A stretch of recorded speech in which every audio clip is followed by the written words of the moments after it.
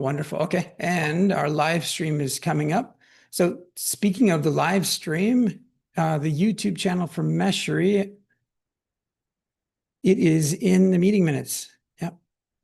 And so you can always go back and listen to my jokes over and over again. So that's great.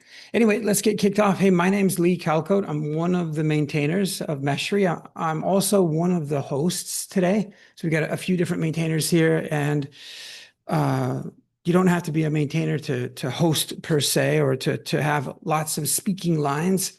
The agenda is always open every week. A lot of times people will put in pull requests for discussion during the agenda, but the agenda is open to anything. If it's inappropriate, we'll say, but it's really open to anything. It might just be questions. It might be a design document that needs to be chewed through and sort of talked about. Well, it might be something that you've recently learned. It might be that you attended KubeCon India, since that just happened, and you got something you want to share. You just learned something. It's a lot of topics, a lot of different possible variety. So you wouldn't necessarily know it always by looking over the prior meeting minutes, just because there's so many folks here demoing what they've done and getting feedback on what they've done. That's great. That's highly recommended to do. Sometimes you're not even necessarily looking for feedback as much as you are just trying to help everyone stay up to speed and let people know about changes or work that you've done.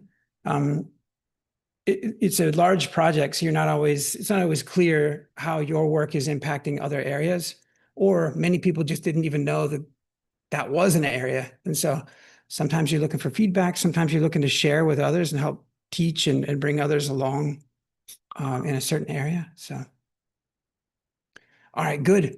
Other housekeeping items. If you're new here, or you haven't said hi, oh yeah, say hi so we can get to know you. If you haven't said hi in this call, now's your chance. Anybody here for the first time on? Yeah. Yeah, hi sir. I am Mm, Karthik Rajan. I have started to contributing to Meshery in the past 1 week, and I am currently exploring about Meshery CTL. And welcome, I'm welcome, Karthik. That's a great place to start. Meshery CTL. yeah, sir, thank you. I think we've got a couple of topics on Meshery CTL today, or at least I hope we do. Yeah, that's great. Oh, good. Hey, by the way, on Meshery CTL, there's a spreadsheet that's fairly interesting. It's fairly interesting for everybody here, actually. That spreadsheet, you can find it. I'll drop a link to it later, but the spreadsheet that covers all of the sort of the way in which the CLI is organized and the subcommands and then the flags on them. And there's quite a few commands and quite a, there's a lot of REST API for Meshery CLI to cover, but it's incomplete. So Yeah, yes, sir. Currently, I'm looking for that spreadsheet.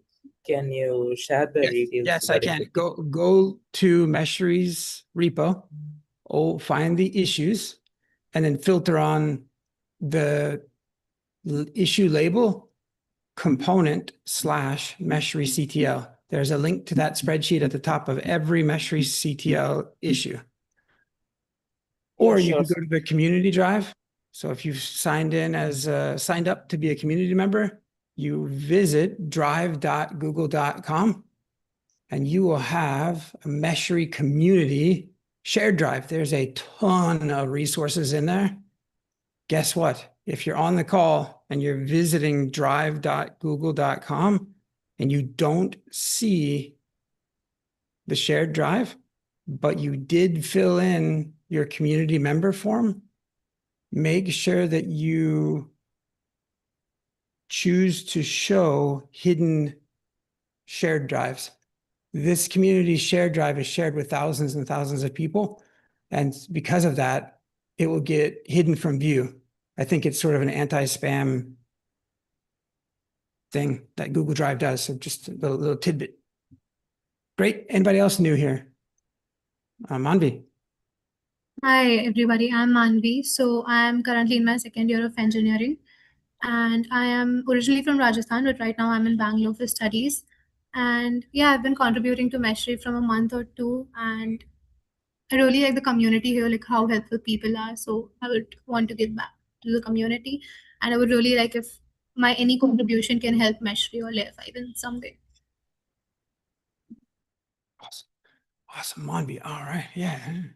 Manvi, you said you're from Rajasthan, but I think, and then where are you studying right now? Or what city? I'm in Bangalore right now, studying Oh, engineering. oh, okay. All right. Very good. Thank you. Thank you. Good, good. Anybody else?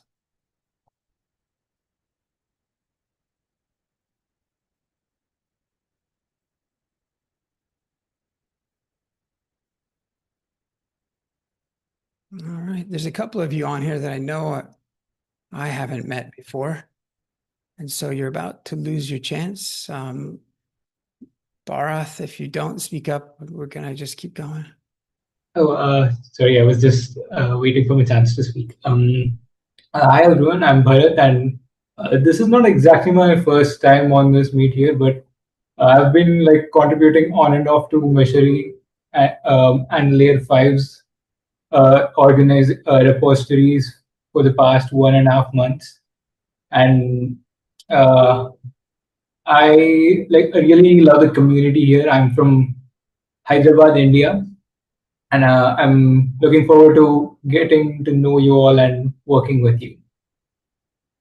Nice. Oh, that's great. Bharath. That's great. Good, good, good, good. Anybody else? Yes, actually, hello guys, I'm Parth, and this is my second time attending this dev meeting. And am I audible? Yes. Am I Yes, audible? yes, Parth, you are. Yeah, so this is my second time attending the Wednesday dev meeting, Hey, yeah, we heard and it. I've been contributing to Yeah, very Messery. good. Yeah, I thought my internet was sketchy. Nope, you're good. So, and I've been contributing to Messery for like 3 weeks now. And to be honest, I don't know when that time passed, and I really love the energy of the community. I really love. Yeah. That's awesome. That's good. What's funny is as you all go to say something like that about the community and the energy and the help that's received and etc., it at some point, like before you know it, part of the reason that the community is like that is because you're here doing that for other people and engaging and sharing and challenging others and asking tough questions. And so, well, good. Well, we've got a couple of topics that where people are going to share today. And Yash, you're the first one up. Mr. McCall, you want to talk to us about relationships? Yes, thanks. Let me share my screen. Yeah. So I was at KubeCon, and at the time I actually noticed that some of the relationships were too generic as per the use case or how frequently they can be used. So I noticed one thing related to a relationship of regarding PV to PVC. So we have this relationship defined. Let me just all right. So what was happening is actually we were having it too generic, and the schema that were defined for this relationship was too but actually wrong. If you are looking at this configuration spec, where it was actually defined as only like metadata dot name, and for it was not actually the correct schema for it when we are actually injecting the name of a persistent volume claim into a sorry a name of a persistent volume in a persistent volume claim. It should be display name. So I made that change, but then there are some of the other semantics in the Kubernetes. Then when we are actually configuring a persistent volume with a persistent volume claim, there are some of the things that should be matched. There are some of the must match things. There are some of the optional fields that if you are actually defining them, they should be matched. For example, when you're talking about the volume mode and when you're talking about volume mode and storage class name, which are actually some of the optional fields, but when you're defining them, they should be matched. So I have used Meshery's policies to actually make sure that they will, whenever we will be patching the one component with it, it should be auto reflecting in another one. For example, using equal as string and then equal. So these are two things that will be helping to get it patched in both of the things when we are actually patching it only one. And the other things about a volume mode, sorry, about the access modes and the request or capacity that we actually define. Because we know that persistent volume claim can only bind a volume, persistent volume, which will be actually providing the enough resources or like enough capacity, which actually persistent volume claim asks for any workload that it has been assigned to or it has been attached to. So for that, actually, I was trying to define some rules, but there I found some of the actually limitations regarding it. So talking about what limitations I found is, if you're talking about this specific relationship file that we have defined, I'll just find that file. It is actually having it is actually between the PV and PVC, and when we are actually trying to define that access modes are having some of the options, for example, read write once, read write many. So there is a rule in Kubernetes that when we have to attach like we have to configure a PVC with a PV, it should be like PV should be a PVC should be a subset of a PV's whatever PV is actually providing. For example, if PV is providing RWX or RWO, that is read write once or read write many, then a PVC should PVC should actually having any one of them or both of them configure or like in its requirement fields. So for that, I was actually considering two contents from as match strategy matrix. I have so many words to just get to the. Can you please hit the punchline? Actually, this was whatever Just I hit said. It was about the requirement just hit the Yeah, punchline, and now, please.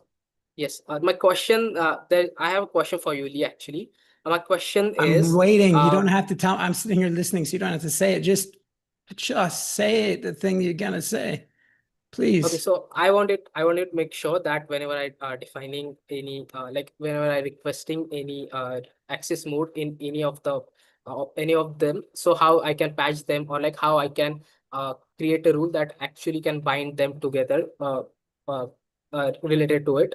I was using two contents from, that is actually a type of match strategy matrix, but it actually needs the from field. It actually needs to get attached at the from field. And when we are actually attaching it to from field, it will be making some reverse relationship. But when I'm putting that mutated ref in to field, then it will be doing the reverse thing. It can work, but it will be then removing the existing of another access mode that you'll be defining. So that was actually my question, if you're getting that question. You didn't ask a question. You just made bunch of statements and explained what you were looking at. What's the question? All right, I think it can be. I think I should be documenting the question, and then I will be sending it. What's the question? Let me move forward. What's My the question was, for example, this no, is no, a no, no, no, persistent no, no, volume. no, just ask a question. Don't say the same stuff again. Yeah, you're right. You should probably go write it down. Yeah, I'll be writing it down. Okay. Regarding to my next agenda item, it is about if I'm downloading this or like exporting this as a Meshery, for example, Kubernetes manifest. So I noticed something here. For example, I have one open. When I'm actually downloading it, as you can see. No, wait, your screen share is frozen, I think. It doesn't seem to be moving, at least for me. Yes. Yeah. There we go. So, yeah. Okay, as you can see here in this particular manifest that I have actually exported from the UI, the design I was showing, it was from it. So when I actually exported as Kubernetes manifest, as you can see, there are apostrophes added here. So it has been ported here with a trailing space, extra trailing space here. So I was actually debugging it, and I noticed that it happens when you are actually like leaving a space when you are actually trying to when we're actually trying to configuring that in the configuration form on the Canvas UI. So to fix it, I have come up with two PRs. This one in the mesh kit, and then the one is on Meshery. So about those PRs, what I was doing and what the root cause was when a user is designing a Kubernetes workload in a Meshery's Canvas editor and adding a dynamic property keys like storage under resources request. So the UI's RJSF form actually allows accidental trailing white spaces to be introduced. So when we are actually introducing those white spaces, it is actually adding those extra trailing spaces, and then the it is quoting those fields. So to preserve the trailing spaces, which makes the manifest invalid and causing the Kubernetes validations to fail. So to fix it, I have opened PR in a mesh kit and Meshery. So what was happening is I have introduced a sanitized pattern in model patterns, I guess in a pattern.go file, if I'm not wrong. So that recursively walks, designs, what I can say, entire component configuration tree and trims leading and trailing white spaces from every string key that we have actually accidentally introduced there. So while strictly leaving non-strict string types like booleans, integers, floats, and nulls completely unchanged, it actually prevents the data corruption. So this function also includes some of the nil guards, making it safe to call from any future consumer.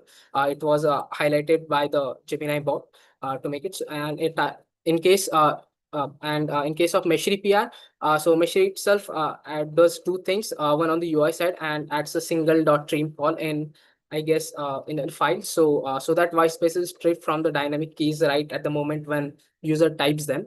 So it is preventing dirty data from ever entering to the form state or the what I can say server side. It wires call to the pattern that I have introduced called as sanitized pattern in um, or dehydrated patterns, so that regardless of whether the data comes from the UI or the CLI or a direct API call, all strings, keys, and values are guaranteed to be clean before they are ever persisted to the database.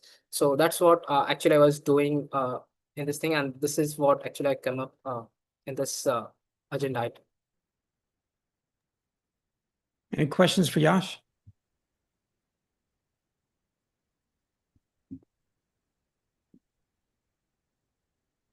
All righty. Kusham, you're up next. Sure.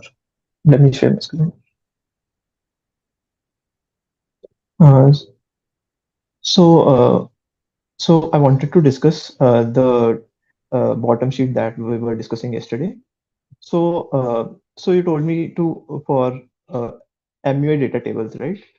So MUI data tables currently use a popover.js that handles the mobile UI for the for managing the layout for mobile view. For example, the MUI table this is managed by the MUI table. We have a file there called popover.js. Cool. So Can you we demo don't it? require. Can you show it, Yeah. please? Yeah, you're going to say the same thing 4 times about how just you can say it just once. Yes. There you go. Good. I got it. And it needs some love. Okay. You're So at we don't need. 375 pixels wide, which is good. I think the iPhone 10 is at that as well. Looks like the iPhone SE. So yeah, so we do need some CSS, a little bit more responsiveness there. So currently it use popover. So the component I created is used for I will show you the registry. Why can't we use popover? Or do we need a different component? No, popover is already being used in MUI tables. It is present in the MUI repo, so we don't need bottom sheet to be used there Cool. for No, I'm handling the saying, why do we filters. need bottom sheet? I'm saying, Yeah. let's So not make more if components. Let's okay, reuse if we can. yeah. Any So issue with reusing for popover? yeah, let me tell you. So this component is using uh, Meshery tree view for fetching all the components, and it doesn't use MUI data tables. And when Yep. we open this, Good. Is there any issue yeah. using popover, the same approach for the Meshery models for the registry here? So I haven't tried it yet, but so I haven't. I looked at today when you told me to look at MUI data tables. So, but when we click on the details, the detail table is displayed here. So I wanted a wrapper over it, so we can display that in the bottom sheet that I shared as a reusable component. So I wanted to tell that. So like how should so I'll try using pop over view a pop over, and I'll tell in the group, and yeah, I wanted to share that. And my next agenda item was uh, fixing the test case that wasn't working. So currently this test case was failing. Hey, Kusham, I forgot. Did you demo your bottom sheet on the registry? I might have just missed it. Yeah, I've shared the video here Okay. Yeah. Do in you want to the go ahead and show it should I- here? You're talking about this. Go ahead and show it. yeah. Just like skip to the part where it comes up.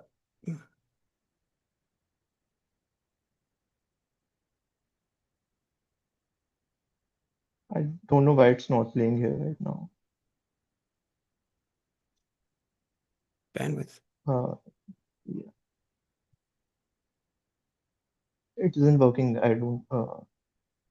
I'm not able to play right now. Yeah, it's okay. Yeah, I think it's still downloading. Maybe if we wait just a moment. Oh, maybe not. Yeah, Don't you have a local copy on your machine of the video?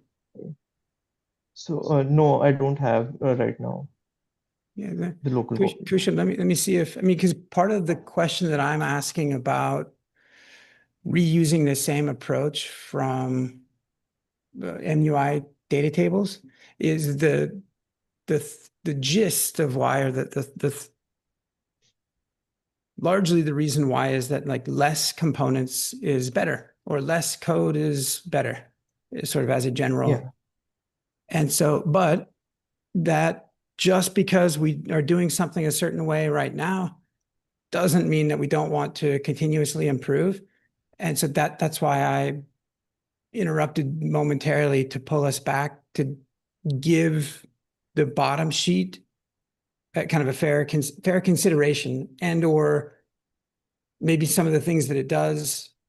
Either we should like get rid of the the approach in MUI data tables and use bottom sheet there, or we should take some good ideas from bottom sheet and use them in popover, or that approach, and so that's why I'm going back just to take a look. That video, it's not here, is it? Or yeah, here it is. It is in the description. Yeah. Nice. All right, let's see if we can. Can you guys see it when I blow it up like this? Yeah.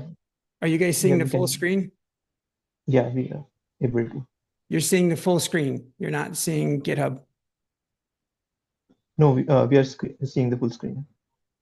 Okay, great. So yeah, I noticed this component was also broken. Yeah, I need to fix that. Cool. But here's an example of bottom sheet. Yeah. Aesthetically, like, so this is a great idea, Kusham, or like this is something that we very much need for Meshery UI and so all of our components to be mobile friendly. And aesthetically, there's some nice things happening, with the border radius, the built-in close mechanism. It'd be good if when you do look at our use of popover JS in MUI data tables, it would be helpful if you confirmed a couple of these same concepts. Like if there's a click away listener out here, that might be kind of nice, just so people aren't forced to have to use this. But that we would support either one. As you think about a reusable component, we want to make sure that there are just standard features that I'm trying to think of what else might be helpful within here. I was thinking about that. So I noticed that we can add a button like a swipe button. The user can swipe on the mobile and to close this. Yeah, I was working on that too. Looking for that, like what are we missing upon, what we can improve on. Like a swipe down, you mean? Yeah. Okay. Mobile interaction for mobile view. Probably, yep, makes sense. It makes sense. No argument there, other than there are higher priority items to work on than that swipe down. Like if they can click the X, they can click somewhere else. Good. We should have the swipe down, but first we should go make sure that we have a reusable component that gets applied everywhere, and then have that win and come back and do some of those other enhancements. Some of the things we might want to consider if you get into that semi-deeply is, other swipeable items or other long press things that we might facilitate. And then I'll say, actually, now that I've said that, like, there's so many other challenges that we have in the UI. I think one of the assignments that you took away last week or the week before was to create a custom event formatter. So we should follow up on that and make sure that that's done. But that's just an example of like there's, yeah, before we get into other like long press things like I just mentioned, or other left and right swipeable. All right. Yeah, we should go. Anyway, how about that custom event formatter? So yeah, so I have to look up on that. So I haven't looked at that now, for now. So I'll do that Okay. after the meet. Yeah. Okay. Currently, I was looking for the playwright test you told me to fix. Okay. The Grafana test. I was understanding that. So the next item, let me share my screen again. So the next item was the fixing the error. This so this was quite difficult for me to fix because I think when I tested the test artifacts, open the test artifacts for this, there was the it was not clickable at certain places. Like let me show you here. Like if we click on right at the edge of the performance tab, we can open just a drop down menu, but can't open the performance page like we can open from here. So so there was basically a div error. The outer div wasn't clickable. So for that reason, the test was failing. Yep, got it. Very When I good. looked upon the Hey, up away. I got it. We don't need to talk about it anymore. Good. Yes. Hey, up away. Do you have are you going to talk about this as well? This menu? so yeah, so I fixed that. So I've let me raised the ask, PR for that. Kusham, hold on I've a raised the second. PR for that. Hold on a second, please. Up away. Mr. Daniel, are you going to talk about that menu as well? Yes. Great. Staying on the same thread, it'll interrupt Kusham's rant a little bit, but can we look at that work? I'd like to talk about one other potential change.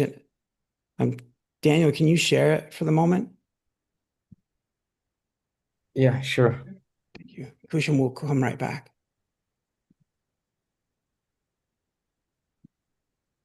Unless you need feedback on fixing the end-to-end test, Kusham, then we don't need to cover that last one. Yeah, so I've been working just on this one, on this icon. As you can see, when we click, nothing happened. The same here. So Okay. after change, this is the demo from the local host. When you click on it, Yeah, got it. it Cool. changes. Is it the You same? can just navigate. Kusham and Daniel, you guys will sync up and make sure that you're not overwriting one another. All right. Okay, sure. So Daniel, I would like to add on that for in PR I raised, I placed the drop down icon right at the edge of the tab. So I think that would be better format. If you can review my PR. Yeah. Okay, yeah, I'll try to review your PR. All right. Thanks.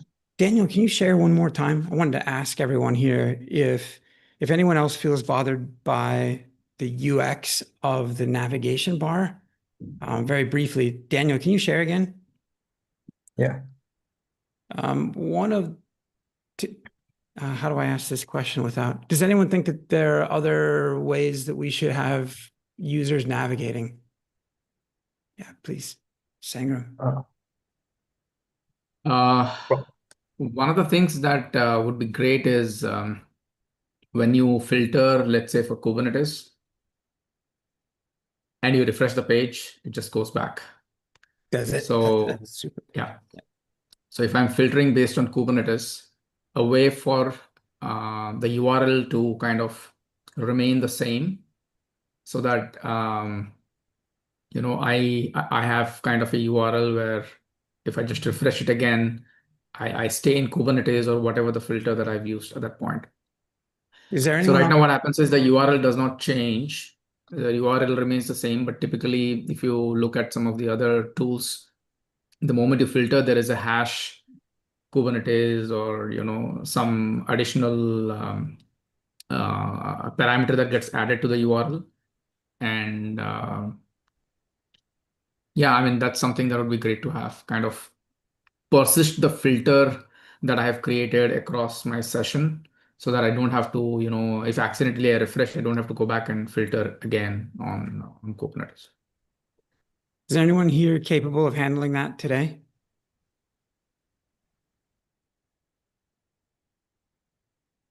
I think I can look into it. Okay. Good. Is there anyone, are you just phrasing it softly, or are you 100% confident? Softly. Yep, I'll do it. Okay. Are you confident that you can do it? Yeah. All right, great. Yeah, please, before the end of the meeting, if you drop a link to the GitHub issue. Okay. If you would. It doesn't have to be super well written, just persist user, the interactions, the preferences, the filters, and the sorts, and this is something that should probably be built into the MUI data table component, maybe, or maybe it's left up to your choice of framework, like our use of RTK. Thoughts, Lennox?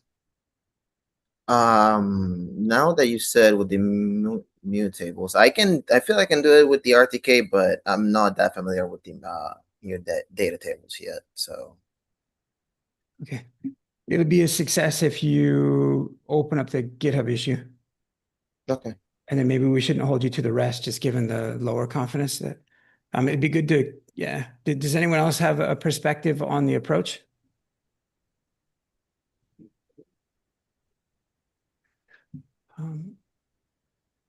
Good. All right. So the question I was going to ask is on the left-hand side, you guys see the caret, the triangle, it's too close to the text. There's a few different enhancements that can be done to the navigation menu. One is that, or the one that I would suggest is that we actually have them open by default, that maybe we take away the interaction in which you're able to collapse things. There are very few of these menu items here. And potentially, instead of having the category clickable to go to a page, potentially just you would take the category, put it in all caps, make it a little section indicator, and then have each of the individual leaf pages visible by default. I don't know if you all are getting it.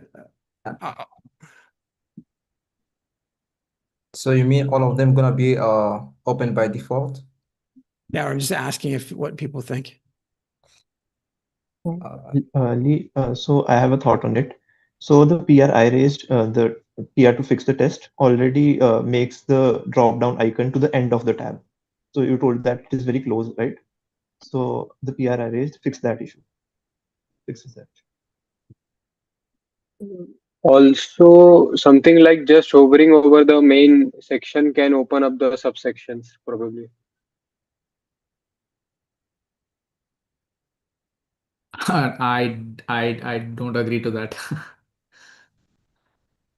A quick movement of mouse would just make it even worse. And it's not mobile friendly either. Yeah. Other thoughts, ideas? I from realize my- that go ahead. Yeah, from my perspective, I think we should just maintain this arrow here, because if you keep all of them open by default, it's gonna be too large to like the weight here. But I think like this is okay. We can just try to add some space here in between. Yeah. I realize it's really difficult thanks for that. It's difficult to answer this question without a mock-up, and that's my fault. Yep, good. Okay. Any other thoughts? I've got another one, which is, most people wouldn't necessarily understand the difference between lifecycle and configuration. And so discovery is hindered and ease of navigation is hindered by these terms. Another thought. Another thought is the Meshery is really powerful, and it makes it difficult to have an intuitive UX. One of the points of, I think, confusion is the organization and workspace switchers. And if you could interact with those, Daniel, for a moment. And so the fact that you don't know where those are is sort of indicative of what I'm saying about how it's perhaps not necessarily intuitive. Yeah, I'll share. I just happen to be in Canvas, and so it's missing the left-hand side nav, but it doesn't matter.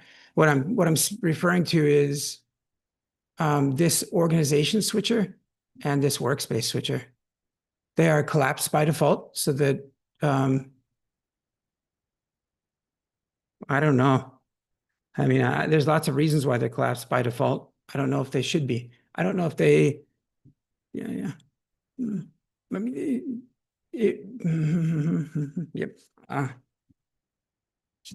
don't know that this conversation will go far. That I don't know if there's other folks focused on UX in here, but they could remain collapsed with a small information below that showing the current organization and the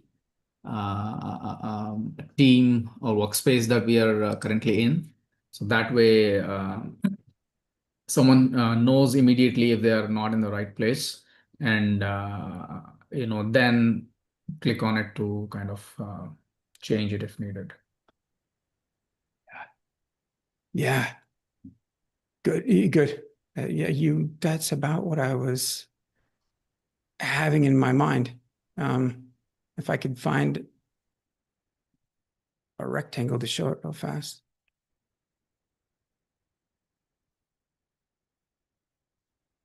Anyway, it was, yeah, potentially something like this where you've got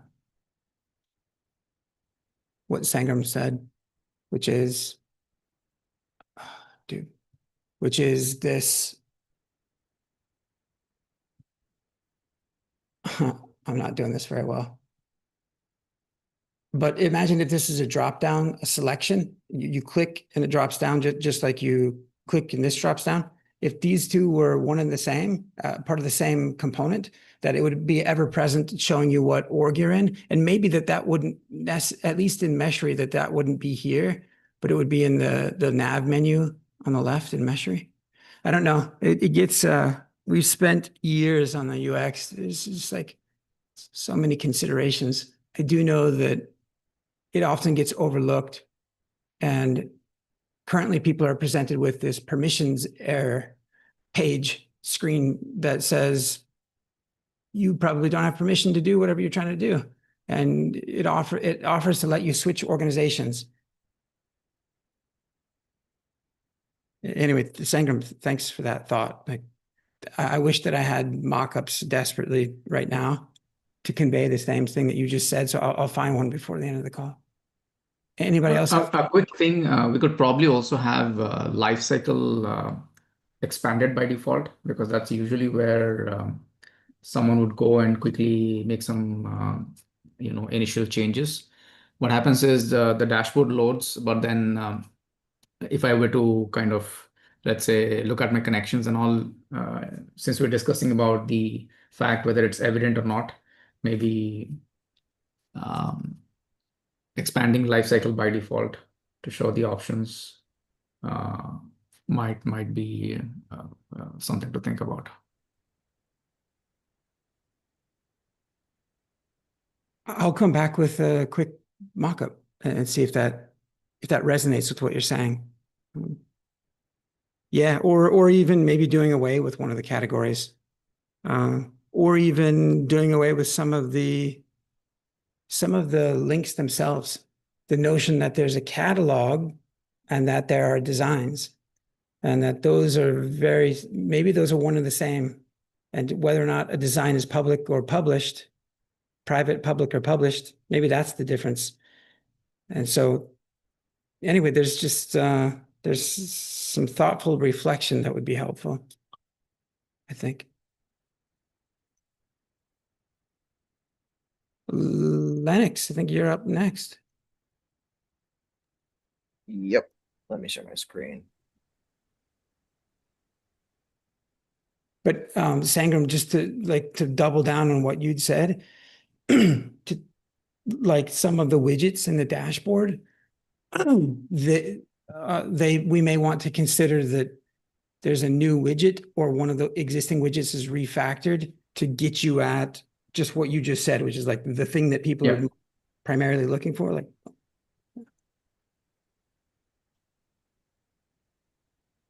we also need some out of the box reports. Like there's a SQL database in Meshery. There, the main dashboard shows you all of all the components that have been discovered from Kubernetes, and it's rudimentary. It's just a list of components, and you can't really do much with them. And they don't. When you click on many of them, the formatting that I was referring to before, many of them don't have great formatting to look at the details. Moreover, it's not a very there aren't like built-in reports or like ways of filtering that would get you at things that you're commonly looking for. To filter by namespace, for example. Yeah. Okay. Lennox. Okay.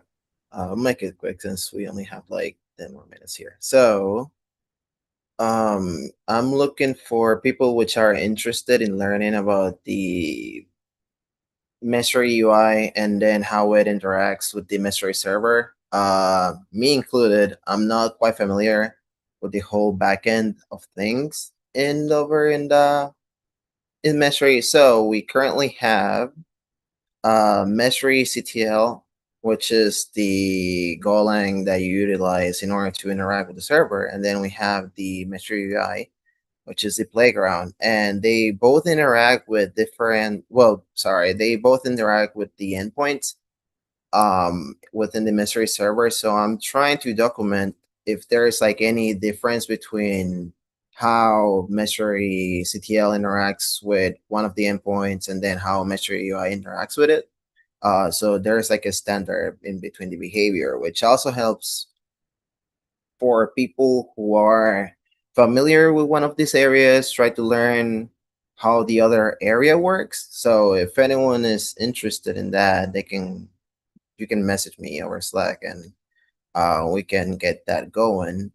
So that's pretty much that on that topic. And then the other one is I consistently get asked for whenever we need like whenever there's like an issue over for Meshery docs. I usually point out the fact that we are currently using a Timor module, which is the layer 5 module alongside with the Doxy one. And then for people who are not familiar with Hugo, these are pretty much like packages. You can look at them that way, which they already have like logics or styling or layouts already ready for us to just come in, grab, and utilize on our framework. So it's not really documented over in Meshery docs. So I just wanted to go ahead and update this and then let people know that that's how Hugo works or how we are utilizing it. There is already 2 models which we just grab, and we try to make this our source of truths, I guess, and try to abide to them as much as possible. So when don't go out of the box and try to implement something and then there is like a divergence between the usage of Meshery docs and then the layer 5 docs, which makes it harder to maintain. So yep, I think that's about it from my part. I don't know if anyone has any comments.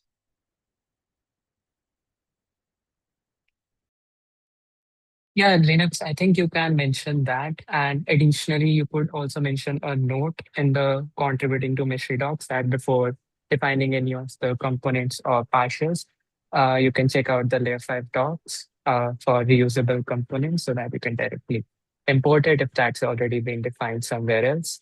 And you can mention the layer 5 docs link that Meshery document is built using the following components. that link is currently being missing. So yeah. Okay. Actually, now that I have you here, I have one question. So I know that we are, so I was saying we are using the Doxy import over Meshery Docs, but we are also using the layer 5 import, but that one already imports the Doxy files. Is there a way that we can consolidate to just the layer 5 one and then just because we already like it already imports the Doxy one, or should we have the Doxy one still like mentioned over in the Hugo config? I think we might need to check the versions, what version both of them are using. And I'm not sure if this coupling of the one doxy module, Mhm. how would that go? But yeah. Okay. Then that should be about me, unless someone else has anything else to say.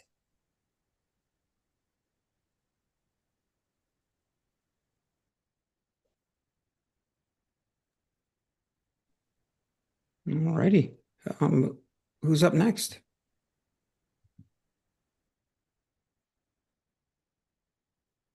Yeah, hi, sir.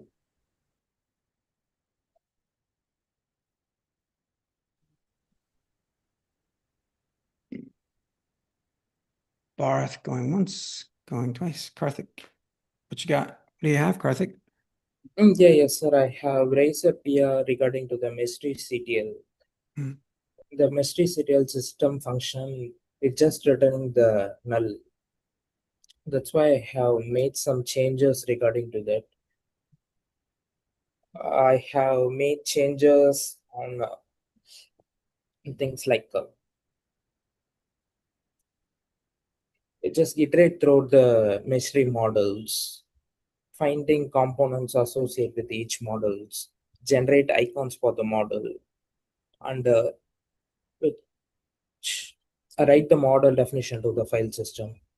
But I haven't checked the peer thing. I raised the PR, but I haven't internally checked it. Just now only I know the of docs of Mystery City. Karthik, my friend. Oof. Yeah, be sure that you review the code in the PR before you take time to present it here. Yeah, okay, sir. Yeah. Alrighty, who's next? That would be me.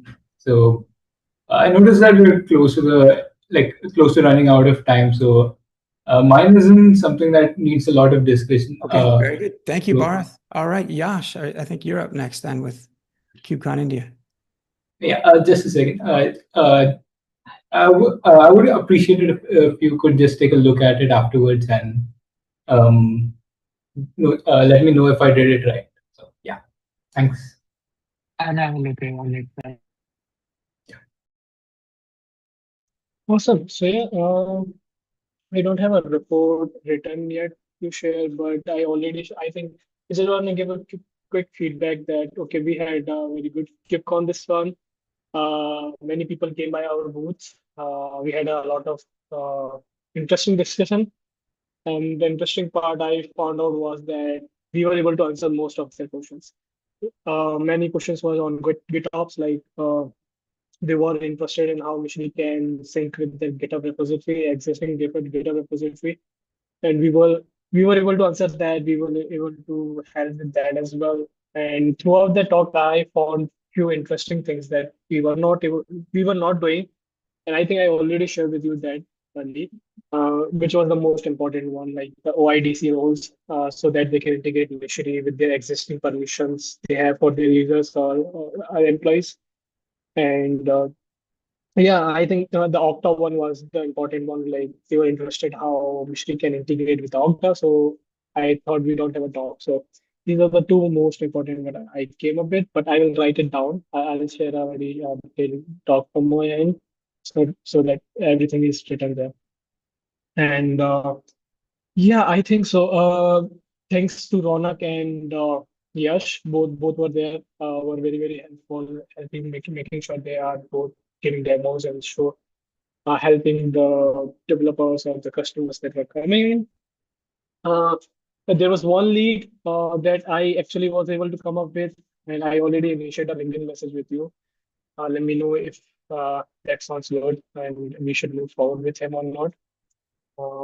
So we can do that as well. That was about KubeCon India.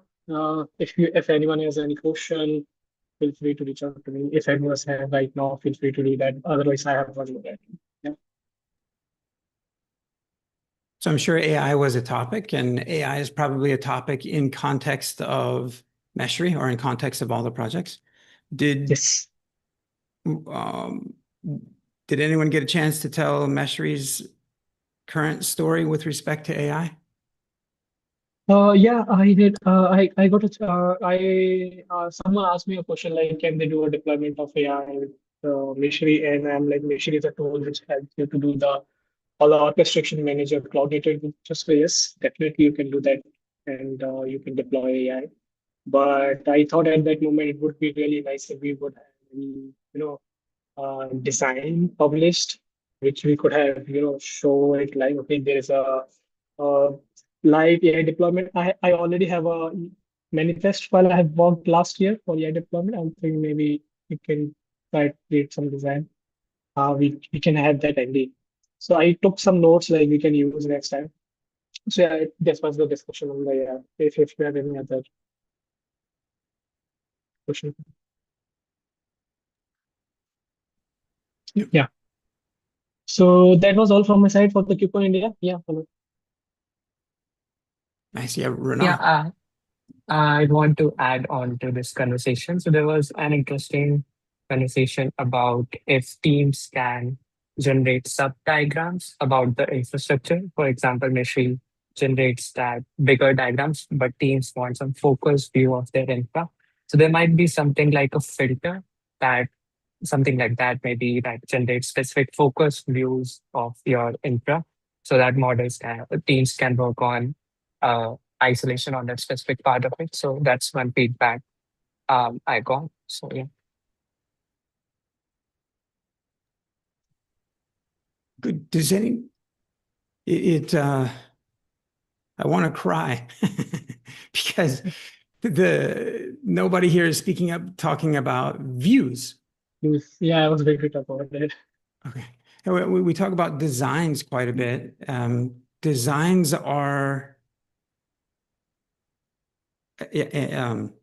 I will follow up with a note in Slack about views and the fact that they're built to be exactly what you just said, which is, hey, you're peering over your infrastructure, you're looking over the infrastructure, and it's a lot of info. You have a mental model for a particular app or a particular team or whatever you're trying to look at.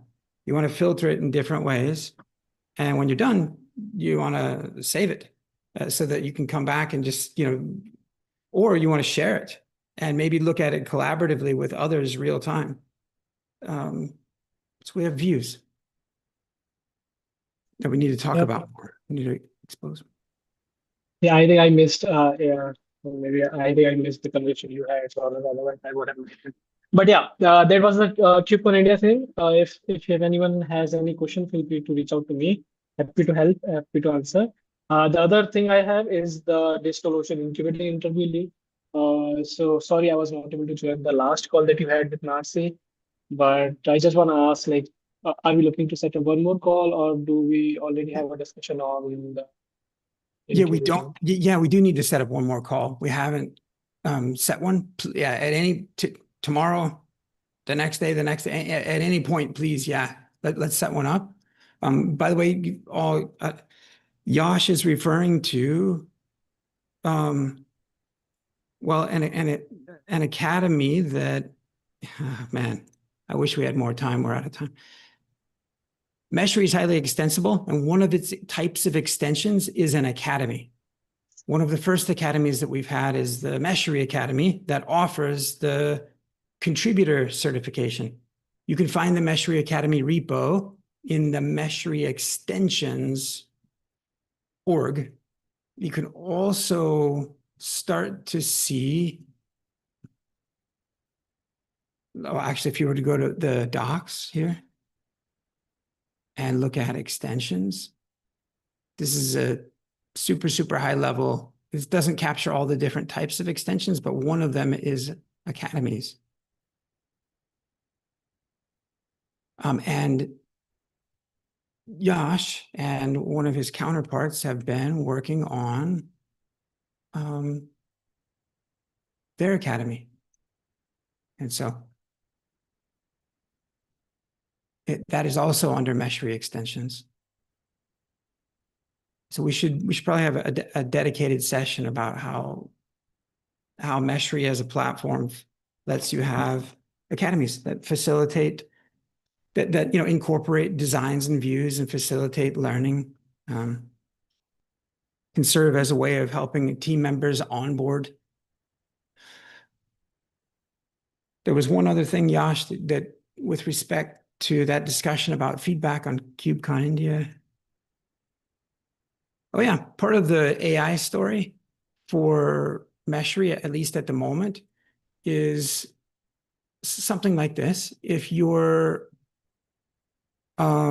asked some LLM to generate an infrastructure configuration for you, and you're not really sure what it looks like, or you're not sure if maybe it hallucinated a few things, you can drag and drop that Helm chart or that YAML file over here, have it render, and have those relationships that Yash Mahakal was talking about earlier. Have those, you can debunk any hallucinations, or you can confirm, or yeah. So yeah, if you're asking your LLM to make a lot of changes and you want to try to keep up and it's suggesting changes, that's one of the stories for with respect to AI, Meshery and AI. Yeah, awesome. I'll keep it a note. Anybody else have items today? Lennox is going to drop a link to the GitHub issue that he's opened. Kusham's going to follow up on work asked last time. Lee's going to bring a couple of very small UX designs so we can actually have a conversation. I just messaged with the CNCF, some of the staff about Meshery's ongoing incubation review. Since last week, there's no progress to report. But I'm hoping to gain an audience with a couple of them so that we'll get Meshery past that point before Meshery reaches 2.5 years of waiting for review, that we can get past that. Maybe we can get past that before the next KubeCon, because it is almost too late for the next KubeCon, almost. But finally, it's an amazing thing. The project has accomplished so much as a sandbox project. 3,000 something contributors, 11,000 stars, 6th fastest moving, the only contributor certification you can have in the CNCF. We've got one of the few projects that's got 2 different GitHub orgs with so many repos. Like, there's some really impressive accolades, some really impressive milestones that the project has reached. And it's got very large adopters from very large organizations and very small organizations. Those adopters have given public talks at DockerCon and KubeCon. It hits all the checkboxes. I'm not sure whose rear end we need to kiss, but I've got chapstick. I got a couple of tubes of chapstick. I'm willing. All right. Okay, let's go back to, let's delete that part of the YouTube recording. Okay. Awesome. Anybody have anything else? We're all good. See you back in Slack. Talk to you later.